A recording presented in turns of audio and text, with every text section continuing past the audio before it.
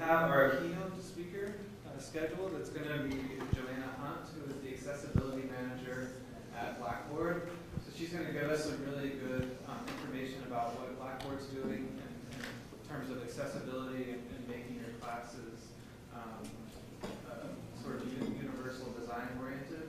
And then she's also going to be running a workshop after her keynote address, so she can dig in further to the details about that. So again, that's April 21st here at U of H, and it's a system-wide conference. So we'll have UH Clear Lake, downtown, and Victoria here as well. So today we are happy to have two outstanding librarians to come talk to us about copyright in the online environment and the ARIES course reserve system. So just to introduce them, we have Nora Detloff, who is the Assistant Head of Information and Access Services at the UH Anderson Library. She oversees interlibrary loan, course reserves, and shelving services. She is also chair of the library's copyright team and passionate about fair use. She's given presentations to the instructional designers, and she's a wealth of information. And we also have Ashley Learman, who is the instructional design librarian at the Anderson Library, working to design and deliver online and face-to-face instruction and information literacy.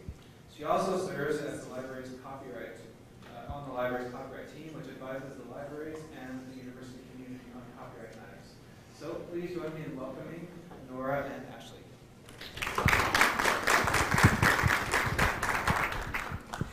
Well, thank you so much for having us today. I'm going to try to project a little bit from here to pick things up, but we really appreciate your having us and getting the chance to talk to you about this a little bit. I apologize for sitting for much of this presentation, as you may or may not be able to see the brace. I do have an injured knee, so, but I'll do my best to stand when we're talking. But my colleague and I are just going to talk to you today about some copyright matters in online courses and some resources that the library has available that can help to support you in making sure that you're compliant as far as copyright goes. So really, the first thing that we need to say is we are not lawyers.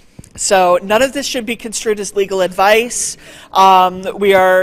And nothing that we will say to you in the future should be construed as legal advice for that matter. Right. There we go. So yes, that is a very important thing to remember. We have an interest in copyright, and all of us have studied copyright to some degree, but we're mostly just trying to provide you with practical advice that will help you make some reasonable and informed decisions about copyright, rather than actually interpreting the law for you, in which case you would need an actual lawyer.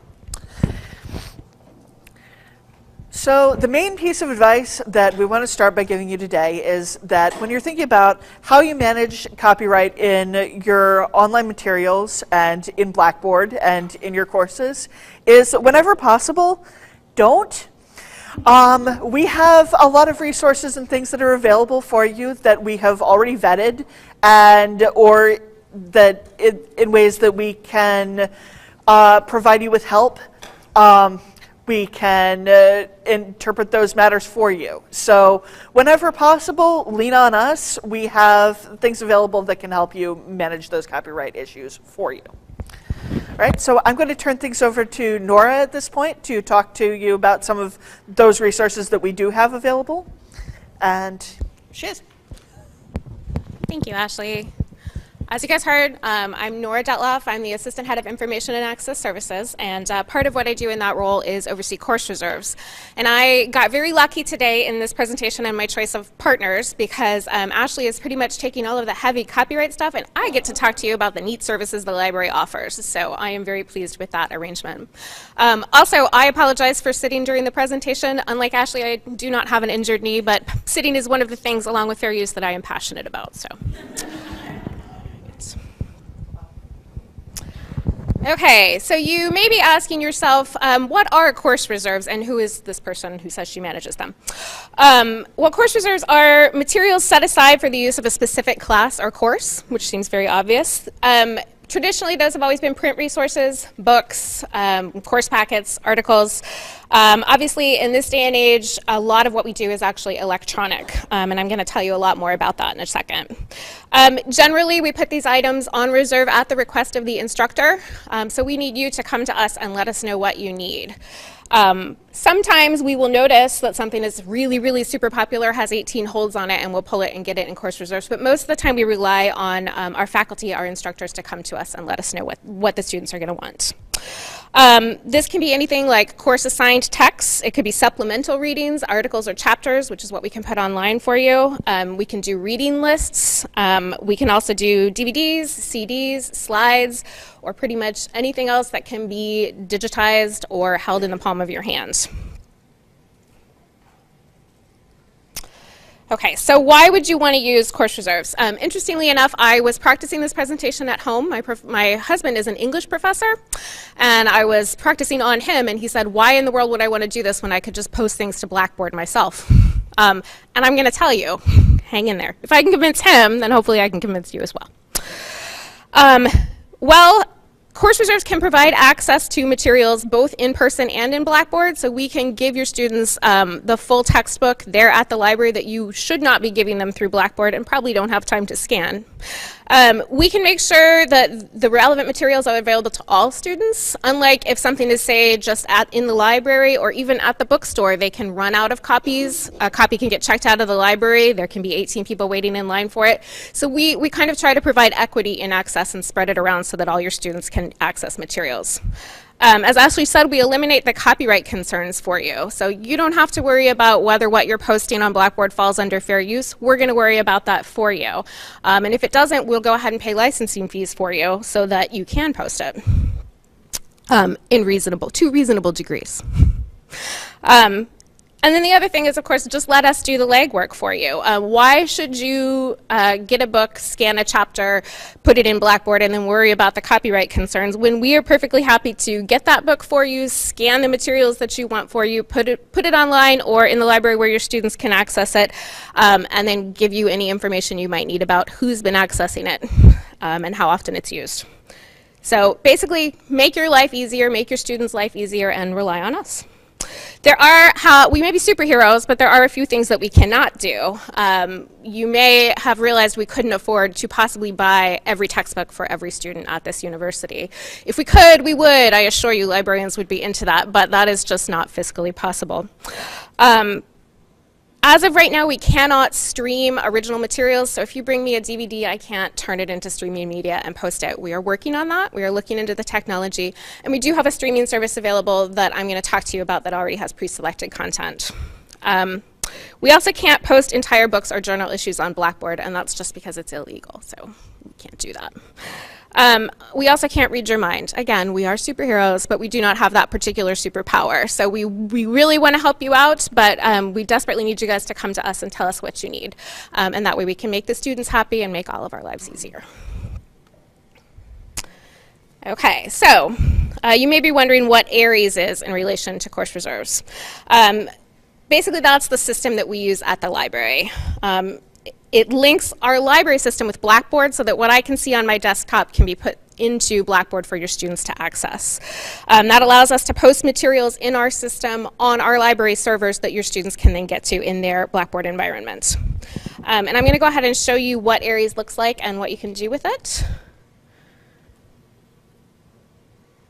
There we go. So here I am in my Blackboard. And you can see this is just a regular Blackboard class. The first step to using ARIES is actually to link your Blackboard course with our ARIES system, and it's super easy. That sounds like technical and scary, but it's really not. All you have to do is come over to Course Tools, go down to Course Reserves Administration. Can you guys even read that? It's really tiny on my screen. Sorry. Will Control+ zoom in on a Mac? I'm Mac illiterate. I'm not sure. Okay. I promise you it says Course Reserves Administration. I'm sorry. Okay. And then that links to our system. What that does is actually push the information from Blackboard into our system. So now we can see the title of your course, how many students are enrolled. We can post things and they'll show up in your Blackboard. So basically it opens the line of communication between your Blackboard course and the library. Sure. You go Course Tools and then down to Course Reserves Administration. And they're in alphabetical order, so just look for the C's. We librarians love alphabetical order. That's it. Yep, you've linked it. And nope. You are done. Basically, that pushes the information over to us, and that's it. And I think, oh, go ahead. Just to be clear, even if you do that linking, you still can't post the entire book. That's absolutely correct. They have to come to the library. That's right. Yep. Unless you own the copyright to it or it's in the public domain, but maybe I'm getting too esoteric now. Okay. Let's see. Okay, from here, now that your class is activated, you might want to add some materials, and I'm going to show you how to do that. Does anyone know how to zoom on a Mac? This is way too tiny. I would like to make it bigger. Command plus. Thank you. Thank you, Mac person. Anytime. Okay.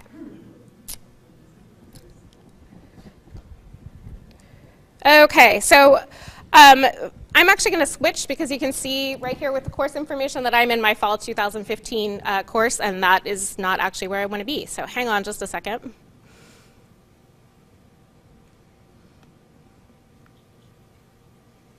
There we go. Okay. So here on the course homepage, you can see the name of the course. This is Nora's test course. The semester that it's being offered in, the name of the instructor, and then whatever information you want your students to see would go here. So in this case, I've just written for demonstration purposes, but you could certainly write a lengthy paragraph if you think your students will read it. From here, in order to add something, if I had, well, I do have some materials in this course. Hang on. Okay. You scroll down to the bottom of the page and you can see that there are some materials already in this course. Right now I've got a book chapter which is in PDF format, and I've got an ebook. This is the instructor's view, so it's showing you all of the information about the item, but you can't actually get to the item from the instructor view. Also take a look at the status column, and this is going to tell you exactly what we've done with your item, what's happening with it. Both of these items, as you can see, are available right now. Hang on, let me show you how to add. Okay. We're going to go right here to Add Reserves Item.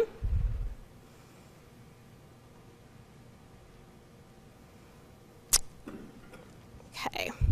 And you can see there's all kinds of materials that you can add through here. I keep saying add because you have the option to upload some kinds of things, but if you just actually want to ask us to get it for you, you can also use this as a request. You don't necessarily have to have the materials in hand. You can see we've got videos, musical scores, just file upload if for some reason you wanted to upload a file for your students to be able to access, say a file full of images that you'd like them to see. I see add, Mm-hmm. but I don't see request. It's actually the same form, so it's a bit of a misnomer. Okay, and I'm just going to, for demonstration purposes, add an article very quickly. So let's see.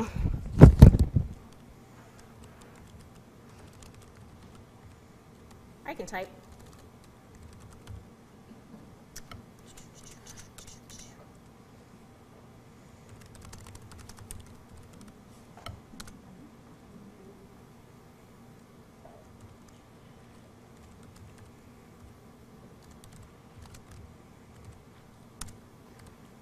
This is a lot faster when I'm not nervous. Okay. So when you're filling this out, obviously the more information you can give us, the better. If you're adding your own item, this is going to help your students to identify what it is. It's also going to help us to clear the copyright on it. So when we're investigating, we need as much information as you can give us. If you're asking us to get hold of it, it's obvious why we would want more information, because we will get it faster and easier, and that will make everyone happy. So as much of the citation as you can give us would be great. If you have notes or special requests, there is a field to put those in here. And if you have like a mystery citation, we ask you to give us a clue about where you found it. So if it's in a particular book or on a particular website, give us that information. It'll help us locate what you need.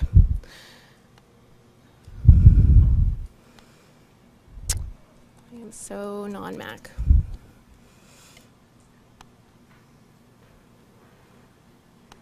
From the time we make a request, how long does it take? Thank you. We aim for 2 days. Now there's going to be some variance in there because some materials take longer to get than others. For instance, if we're purchasing a book for you, that's going to take a little bit longer to get than, say, just clearing the copyright for a book chapter. We do have reserve staff who are working 7 days a week in the library, so usually 2 days should be about it. Again, you can check that status of the item in order to see exactly what's happening with it, or you can always get in touch with us. I cannot get to the bottom of this page. Do you have any idea?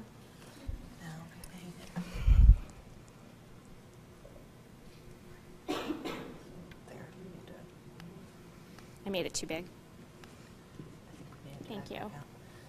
There we are. Oh, yay, thanks. Okay. Sorry, guys. You should have one of these emerging technologies for Mac-disabled people, obviously. All right. Okay, so down here at the bottom, we actually ask how the item's going to be supplied. This is where you would let us know if you're uploading it or if you would prefer for us to pull it off the shelves. If you'd like for us to buy it, there is an option for that, not in the articles request, but in the book request as well. So in this case, I'm just going to say, I'm going to have the library do it since I don't have a file with me. You'll notice down at the bottom, all the course information is here to make sure you're adding it to the right course. And then you have the option to put in a date when students can see it and when they can stop seeing it. So if you wanted to make something available only for 1 week, and if your students don't read it in that week, that's their tough luck, you could do that. Okay. Okay. And yeah, I can't see the item. There we go. All right, so here's the item that I just added. You can see the status now is awaiting reserves processing, which means it's waiting for one of our staff members to take a look at it, just make sure that it complies with copyright and release it to our students. And again, for something like that, hopefully it would be no more than 1 day, but please give us 2. If you haven't heard from us, contact us because something might be wrong. We'll do our best to communicate with you within 2 days. So our instructors organize their classes very differently. And I can see this not being very friendly to the use when, like, with students, how would students get to this page to gain access? Okay, so within a student Blackboard, let me see. If I can go into student preview mode. That sometimes takes a while. Basically, they have a link to course reserves the same way you have a link to course reserves administration. As an instructor, you can make a shortcut to course reserves so that it shows up straight on your on the main page of your class. And we recommend doing that, and we'd be happy to walk you through it. Our instructors typically like to categorize things to help students know what to view for what week. This kind of dumps everything in one place. I'm so glad you asked. So actually, let me edit one of these items and show you something that I forgot to show you because I was so flummoxed by the Mac. Maybe. There we go. Okay. So Aries does actually have a tags field. When you're adding something, you can add any kind of tag that you want. So if you wanted to separate readings, say, by week, you could do that.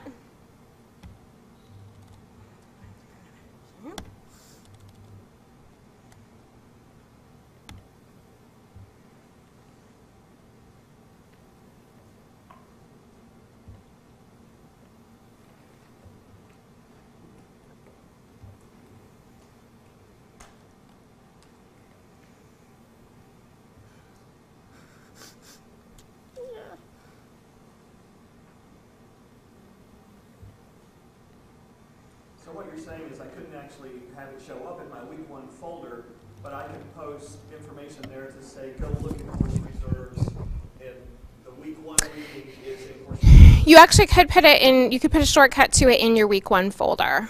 So you can put the icon shortcut in there, and then you can use that date range that I showed you on the form to make those materials available for week 1. So when they come into Aries, all they're going to see is those week 1. If you want to have everything available at once, you can use this tagging feature, and they can sort by the tags. So you can see right here that it added this week 1 reading. And if I had that on multiple items, I could click on it, and it would bring up just a list of the week 1 reading materials. Would another option be to, the link that says view item, that second ebook one, is to copy the URL to that view item and then post it as a web link within their week 1 folder within the course, so they don't even have to go to this course reserves? I don't know if that would work. My gut instinct is to say no because they're not authenticating through the system, but I'm not sure that that's correct. It would be interesting to try. Other questions? Yeah. If you put a display date on a piece of content and it's a PDF, can't the students just download it? It actually won't show up at all. So when they're in the areas, when they click into it, they just won't see it at all. It won't be listed. No, but I mean if it's during the display date. Oh yeah, they could download it and do whatever they want. We can't stop students from violating copyright. Other questions? Yeah. Yeah, so if you request some content and then you copy the course for the next semester, does that go with the course? Thank you for asking. You guys ask such good questions. It's like you're educators or something. All right. When you're adding an item, you actually have the option of just importing from a previous course. So you'll see down here, apart from all of the different item types, you can also select to import something from a different class. When you pull that up, it's actually going to have everything from that course selected. So you could just go ahead and import everything that you had loaded before, and then you don't have to mess with uploading it again. Or you could pick a particular one and go ahead and import that into your current course.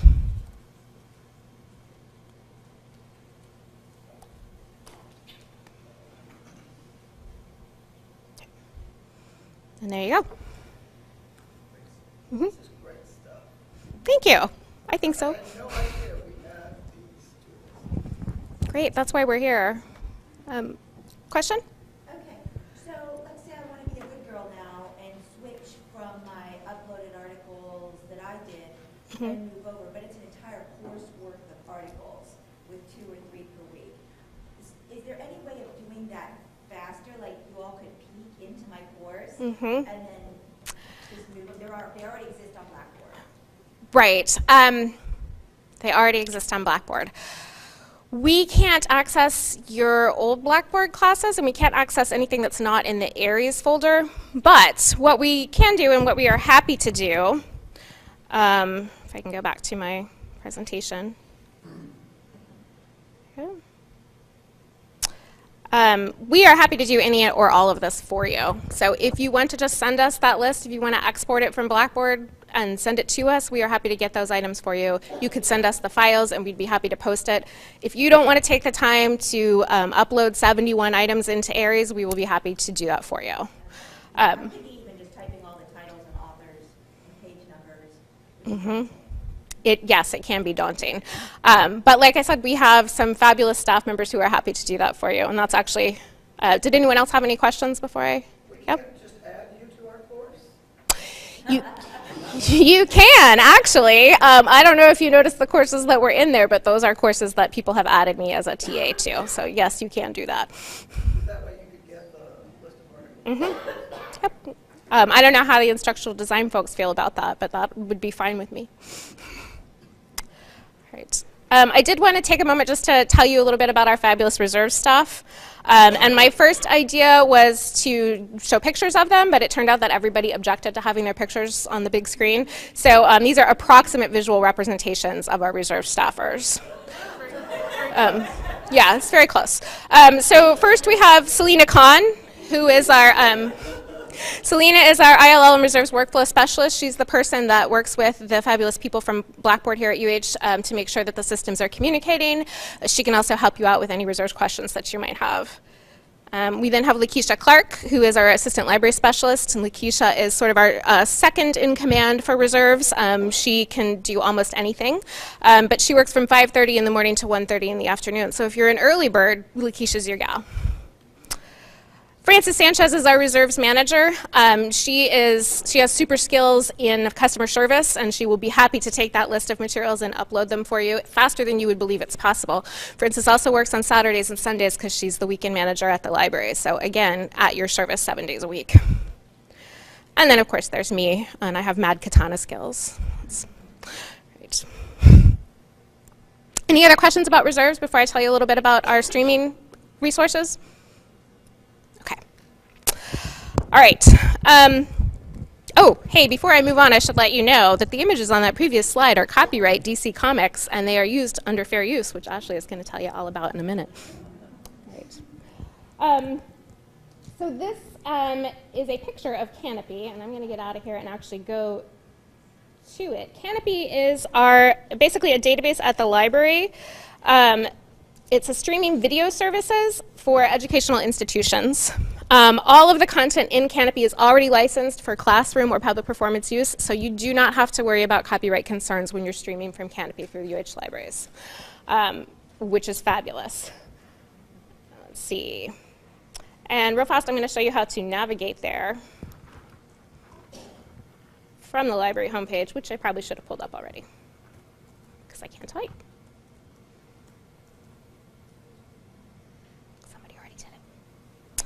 Okay, so from the library homepage, just click on Databases, and then K for Canopy. I know that the real word Canopy doesn't start with K, but the database does.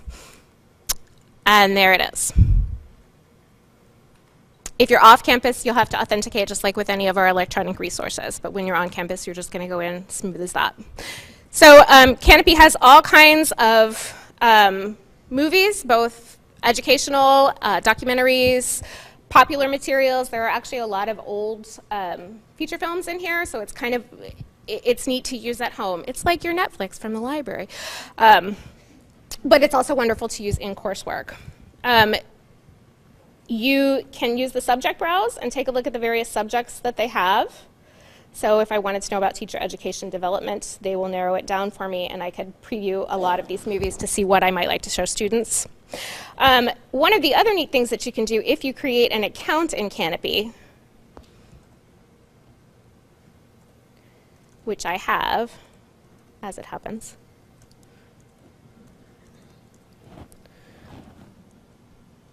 I hate Mac.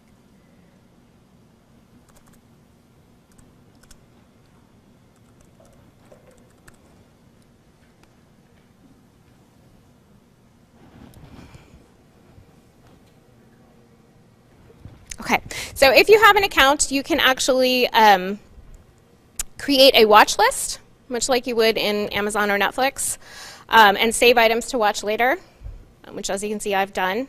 One of the other really neat things that you can do, you'll notice that all of these movies have the option to share or embed, so you could put the link into your Blackboard folder for a particular week if you wanted students to watch it.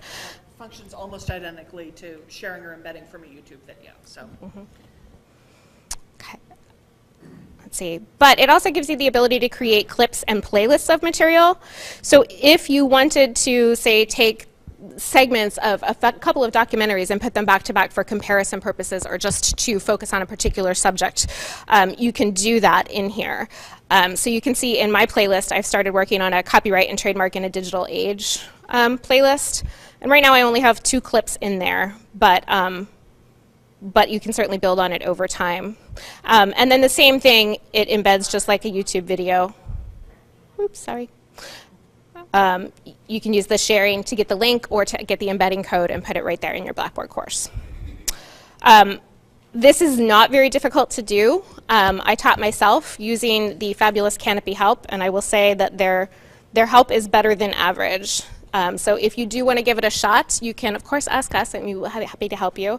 Or you can come down here to support and go to For Viewers, and they actually have really, really good instructions about how to use all of these features. Do you have to log into with your username and password to get on this? You do have, if you're off campus, you'll have to authenticate using your CougarNet credentials in order to get into past the library's wall, I guess. But as far as the account that you set up on Canopy, it can be anything. You just create it. Does that make sense? Okay. Well, first you've got to log in through the UH and then you create an account? Right. If you're off campus, just to get to Canopy, you'll have to actually authenticate. Yeah. On campus, you can just click on it and bring it right up. Okay. Any questions about Canopy? Anything you want to add?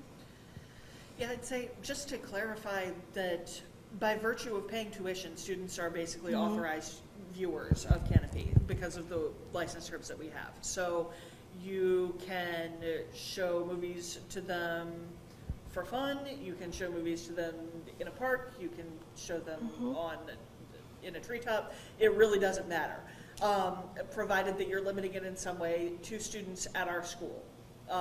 You're completely copyright clear as far as that goes because of the license terms of the product. Can't show it at a bar though. No. No. Unless the bar is full of UH students. Right. And no one else. And you could watch it at a bar if you wanted to. Okay. Okay. So the last thing that I'm going to talk about before I turn it over to Ashley so that she can be the heavy on the copyright matters. I did want to talk to you a little bit about our UH digital libraries and the images that you can access from there. Unlike me in my DC Comics example, it's always a good idea if you're preparing a presentation just to get images that you know are not going to be hampered by copyright problems, and then you don't have to do a fair use analysis. You don't have to worry about it. And that is where our digital library comes in. So I'm going to start at our homepage again.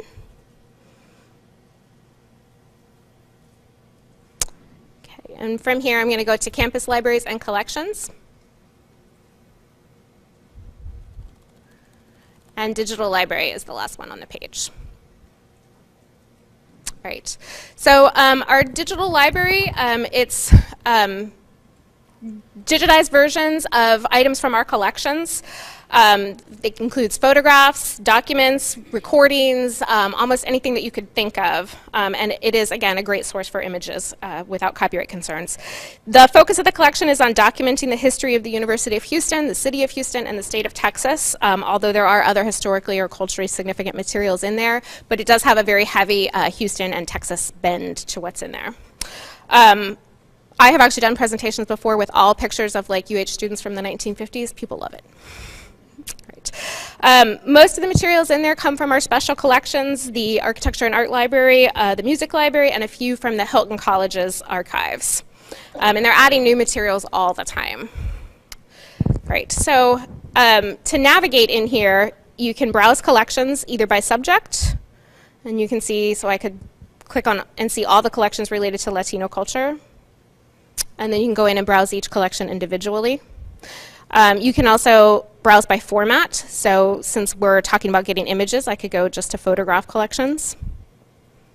And there we go. And it's also got a pretty robust search feature. So for our demonstration, I'm just going to go ahead and use the search. So I forgot to advance my slide. I knew I was going to do that. I did that when I was practicing. You'd think I would have changed it.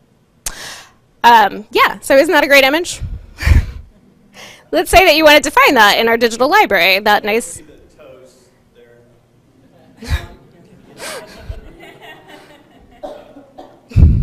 Maybe that's pre. At any rate, so I'm just going to type Shasta into the search and wait. It brings up a variety of different collections, but since I know I want the mascot, I'm going to go ahead and click on that as the subject limiter. And there you can see we've got our fabulous picture of Shasta.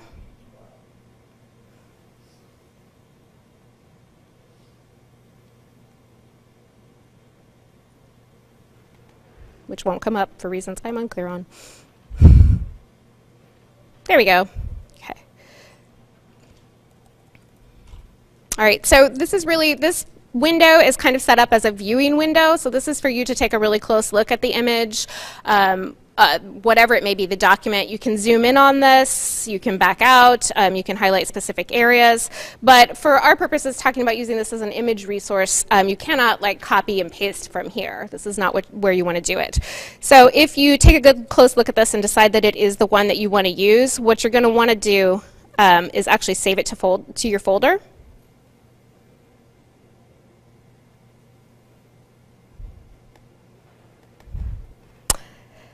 There we go. And once you've saved it to your folder, you'll see that there's this button for low resolution download. And that is the download that you can use for things like presentations, putting it in your course, whatever you may need it for. If for some reason you want a high resolution image, say you're going to put it in a publication or whatever, there is actually a request down at the bottom for the high resolution, and our digital collections folks will get that high resolution image and deliver it to you. It's also worth noting that it does automatically generate a citation for giving credit when you use the image. Okay. So why is the high resolution, why isn't it already in an automatic? Because they're really big files. They take up a lot of space. I think. That's my reason.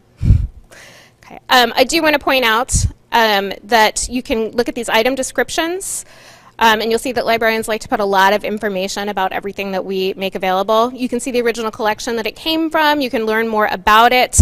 And most importantly to our purposes in this conversation, you can actually see the use and reproduction rights. So you'll note that here it specifically indicates that this item is in the public domain and can be used freely.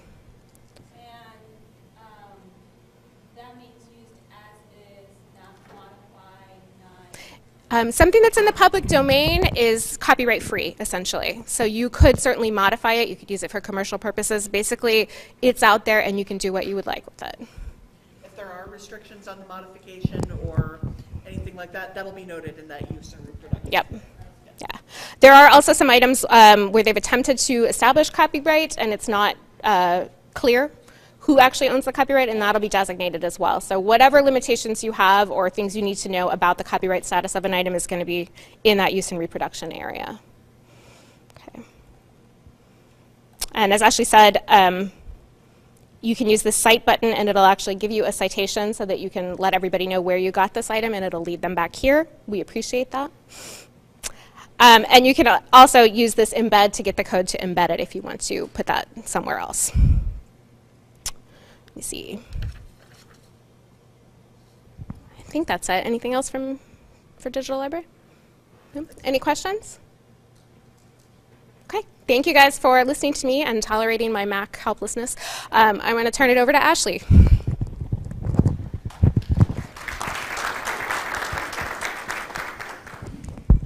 All right. And I'll just switch back to our slides here. That's okay. Yes, there we are.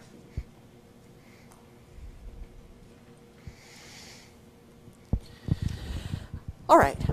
So I'm going to start by talking a little bit about the TEACH Act, which is a piece of legislation. Unfortunately, I don't know the exact number, and there have been several versions anyway, but it is essentially the piece of legislation that governs copyright in online environments. So in copyright law, in terms of brick and mortar face-to-face classroom teaching, there is sort of a carve out for what you're allowed to do in that classroom that is very generous. Basically, if you are in a physical classroom with your students, you can use just about anything and show it to them in that room, and you're covered as far as legal restrictions go. Now, when you move that online, because it's so difficult to distribute materials online without actually making a copy of them, be it a digital copy, the TEACH Act is somewhat more restrictive about the online area and has kind of locked down those very generous freedoms of regular copyright law a little bit. So your rights under the TEACH Act are to display or perform media in your online courses if it is educationally necessary, if it is within the scope of regular instruction, if it's mediated by a professor, etc. All the standard things that you would expect from that. Now you also have a set of responsibilities when you are doing this, when you're displaying materials like this. The first is that you need to limit who will have access to the material. So working in Blackboard or a learning management system like that basically already takes care of this for you because access is already limited to students who are enrolled in the course. Whenever possible, you have a responsibility to limit the time that the media is available to your students. So if you're only using it for one semester, only keep it up for one semester. If it's only for 1 week of the semester, you can consider only having it available for that week. So just not to let things linger around online forever, but to make sure that you're only using them as long as you actually need to. You do have a responsibility to inform your students who will be viewing this media of their responsibilities under copyright law and policy. You can't prevent them from acting illegally, ultimately, and I think the law recognizes that to some degree. But as long as you have informed them of what their responsibilities are for not making additional copies, not redistributing these materials, then you have done your due diligence as far as that goes. In as much as it's reasonably possible, you do also have a responsibility to take precautions to prevent redistribution of the media materials that you put up. So if you have a way to embed an image rather than putting up a file of an image that can easily be downloaded and redistributed, you can try to pursue those avenues. This can get a little technical. It can be something that you would want to talk to an instructional designer about or somebody who's more comfortable with the software if you're not sure about the ground that you stand on with something like this. And lastly, in the process of making copies of media to distribute online, you cannot interfere with copy protection on something existing. So if you have a copy protected DVD, you can't rip it and create a video file of it in a way that would circumvent the copy protection. Seems kind of obvious, but yeah. So you may notice that I've put the responsibilities on the side of the scale that's weighing a lot heavier than the rights. That's not an accident, but yeah, it is somewhat more of an onerous burden than the face-to-face teaching restrictions. And I know this is why it makes a lot of people nervous when they're making these materials available online. But I do want to stress that you do have the right to do that under the law. As an educator, just you have to observe these restrictions when you do. Can I ask you a question? Yes. Is putting in the syllabus the copyright law, is that sufficient? Yes, that would constitute notifying your students about their responsibilities. You can put it in Blackboard too. You can plaster it everywhere if it makes you more comfortable. But as long as you've done it at some point, you should be covered. So to talk about kind of how this works in terms of where the Teach Act comes into things, I sort of like picturing it as a series of parachutes just going down, getting gradually bigger and bigger to catch you as you're falling through copyright.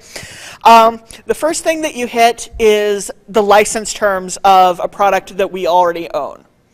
So if the library owns something like Canopy and its license terms permit you to display that in your courses, like it's specifically written into the license that you have the right to do that, you absolutely have the right to do that. You don't need to consider any of those other factors going down. You're already set. License terms trump.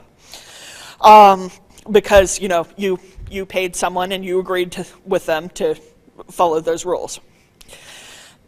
Teach Act allowances come next because those are already carved out of law. Those protections are already the next thing you would consider. If you're covered by the Teach Act, you're doing this for educational purposes, online, following all of those restrictions, and you can do that comfortably, then you're already covered. You don't need to go any further down. The Teach Act has your back.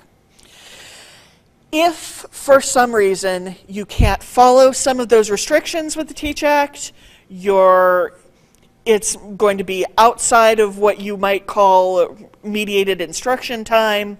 Something about the Teach Act makes it not apply. The next parachute that you hit down is fair use. And I'm going to talk about a little bit more about what fair use is and isn't in a second. But basically, it's the protection that we all have, not just educators, in terms of using materials in an educational setting or in other settings where it's not necessarily doing material harm to the original creator. I'm just going to add to Please. Your parachute metaphor, which I like. That the public domain, which we talked about a minute ago, in this metaphor would be like staying on the plane. You don't even have to worry about the parachute in the case of the public domain. Yes, yep. And then finally, if you go through the 4 factors of fair use and you figure out that fair use probably doesn't cover your particular usage, that's when you might want to think about just not using this piece of media at all. Yes? So in a situation where a faculty member comes to me and says, I found this movie online I want to show, it's been posted not by the creator, it's legally available on YouTube or some other site, where does that fall into? So if you know, rather I suppose if you don't know that what you're viewing has been posted legally, then you, under the law, have the responsibility to act as though it's not. Is that right? More or less, yeah. That would be, yeah. That would sort of slide past the Teach Act restrictions because of that copy protection stipulation, Is I it think. the Teach Act, or is it somewhere in the law it actually states that if the copy you're using has to be lawfully created? Yes, I think it does say that in the Teach Act. So yeah, if you had a copy that you knew was not lawfully created, then you would go to fair use and start questioning whether it was still an acceptable use. Yeah, a gray area is a great way to describe fair use doctrine, which we'll discuss that. But yes, sorry. I've had experience as an instructional designer where I have worked with materials provided by faculty,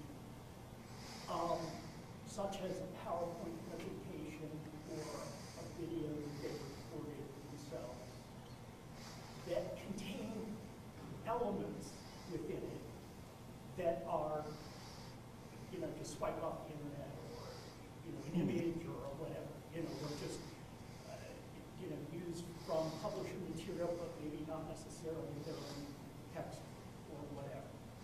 Mm-hmm.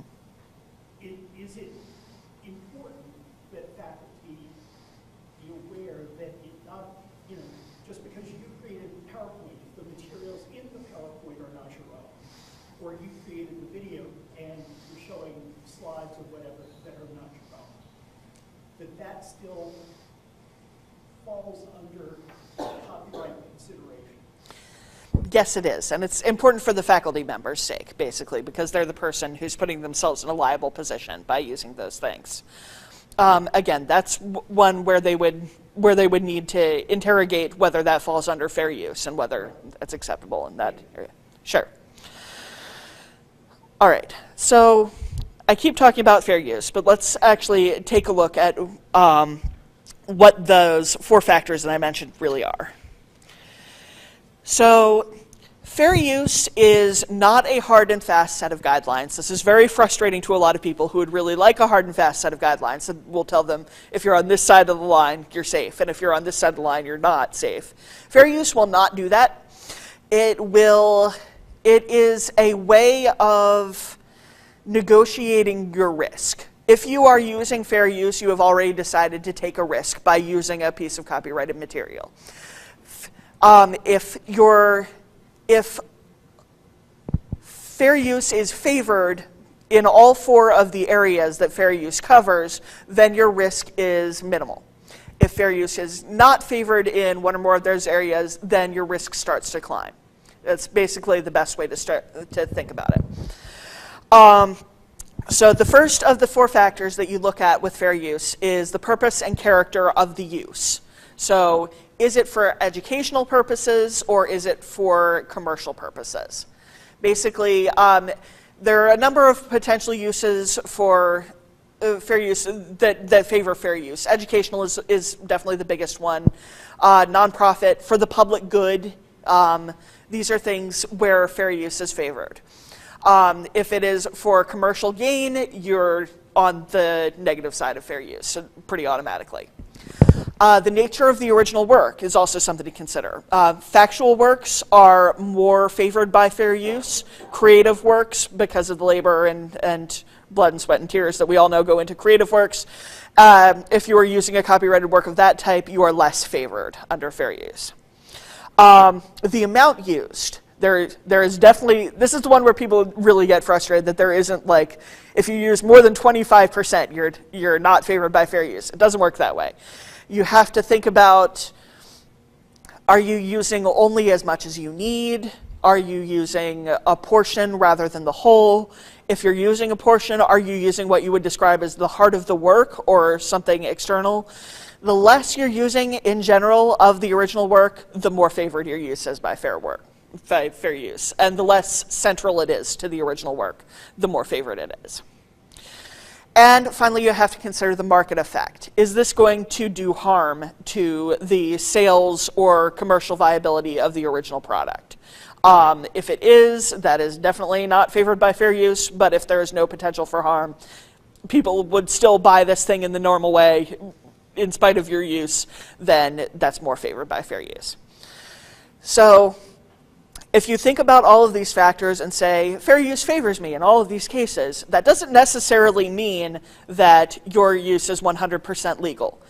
It means that there is the least risk that in a court of law you would be found guilty of copyright violation.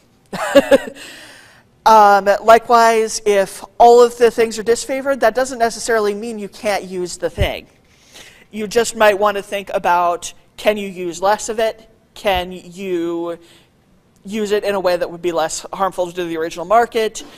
Can you use something similar that is in the public domain?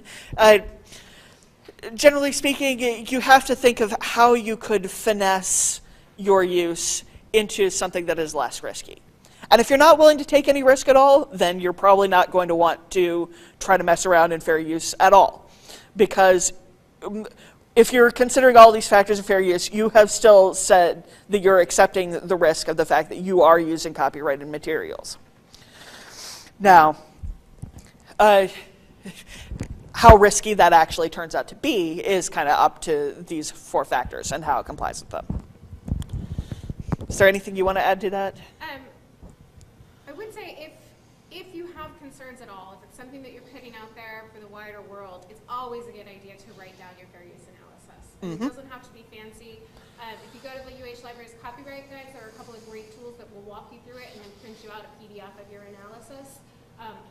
Put it in a file somewhere on your desktop, save it, and just in case you actually, because fair use is an affirmative defense. So in the unlikely event that you were to be taken to court for using this material, it has been a defense sort of that you put the effort into the fair use analysis and good faith, used it in good faith. So just if you ever have any doubt, you want to be a little safer, document. Absolutely. So you document these four things? Yeah. The character and write about it? Yep. Just do a little worksheet of, well, my use is favored by fair use because blah, blah, blah, blah, blah. Yeah. And there are some tools that help you do that we have available. Yeah. Yeah. And it's handy that you mentioned that, in fact, because one of the tools that I leave here, this is really a very, very top-level overview of the copyright concerns. I mean, this rabbit hole goes down forever, so you can get as involved as you want to in copyright stuff, and you'll always find more to learn. But we do, as Nora mentioned, have a copyright resources guide available through the library. That is guides.lib.uh.edu/copyright.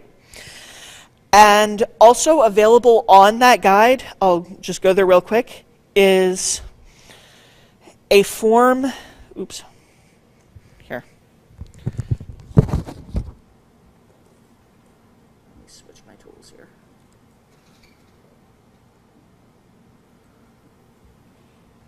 I'll just open it up real quick.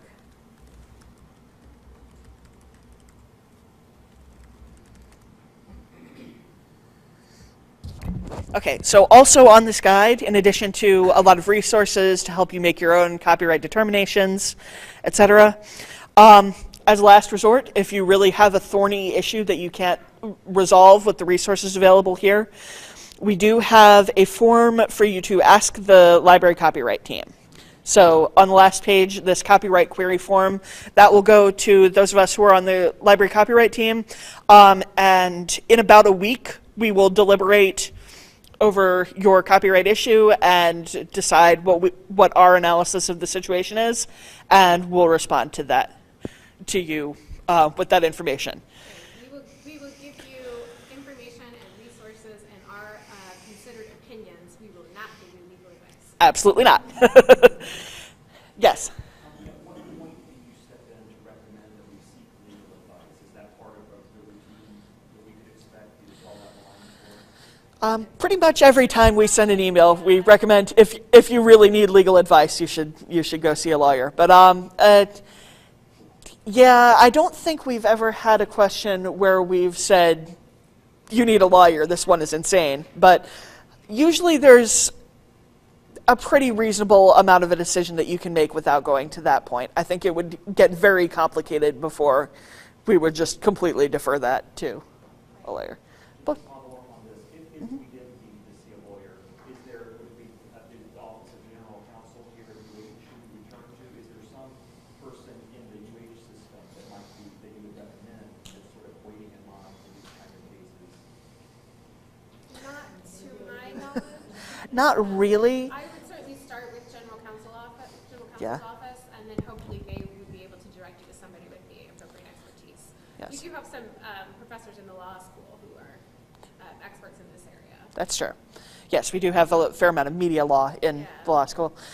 And I will give you the caveat that General Counsel would be a wonderful resource, but they will probably give you the most restrictive advice possible in a world of possible pieces of advice. So what we might tell you would perhaps be on the more liberal end of the copyright spectrum, and what they would say would certainly be on the most conservative one. So that is a caveat to keep in mind when turning their way. But they might know someone. Also true, yes. Yes. I have a question on a different line. Well, where do we fall on fair use and teaching as far as giving a presentation outside, like a conference, especially a not paid conference? As far as that goes, that wouldn't be covered under the provisions in the law for teaching, because those apply specifically to classroom teaching in a nonprofit educational institution, basically. They would the factors of fair use would still apply. You would still be able to think about those as possible mitigating factors when you're presenting. Yeah, I would say that's.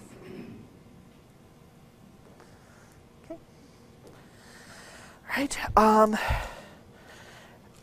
And One thing I would just like to sort of say to everyone is that copyright, it can seem very daunting, it can seem very strange and legalistic, and I think we have a tendency in today's society to be a little maverick, like copyright, information should be free, or maybe that's just librarians, I don't know. But one thing I would say, everyone in this room is a content creator as well, and this is all about respecting other people's rights. And I think we get very hung up on copyright is for corporations and Disney, and while that is true, we all have copyright rights as well, and we would like for other people to respect our rights as creators. So just sort of use the golden rule first before you start deliberating with all the parachutes. well, and yeah, the goal of copyright is to create a balance between the rights of copyright creators and the rights of copyright users. So it's best to think about where that balance would really fall. Is this something that reasonably benefits both parties, or is it something that's more benefiting you as a user, or is it something that's more benefiting the creator? Because, yeah, everyone has rights under copyright law. All right, are there any other questions?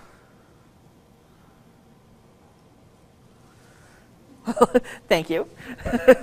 Really appreciate your having us.